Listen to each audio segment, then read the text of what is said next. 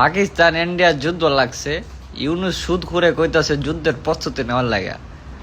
এই জুলাই আন্দোলনে অশিক্ষিত জেনজি মূর্খদের মাথায় কাটাল ভেঙ্গা খাইছিল, এখন আবার নতুন করে আবার শুরু করতেছে যুদ্ধ।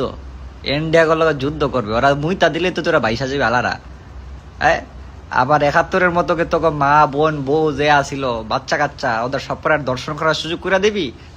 তোরা যে পাইকাদের ভালোবাসস, যে ভক্ত পাখিদের, তোরা কবি এটা আমার ভাই, আমার বউরে দর্শন করতে কোনো প্রবলেমই নাই। তোরা তখন কবি এটা তো আমার ভাই লাগে, এটা তো আমার বাপ, তখনকার সময়ের বাপ। এখন যদি আবার আমার মারেও দর্শন করে তখন আমার সমস্যা হবে না। এটা হচ্ছে তোরা আর যে বাঙ্গুমে হারাম দাদারা, তখন মনে করে যে আবেগ বেচা চলে, বুঝস না? অমুক হুজুর তমুক হুজুর নিজেদের নাই ঠিক, আর তোদের হাদিস দিবে, তোরা আবার ওদের কথা হুজুর ঠিক বলছে।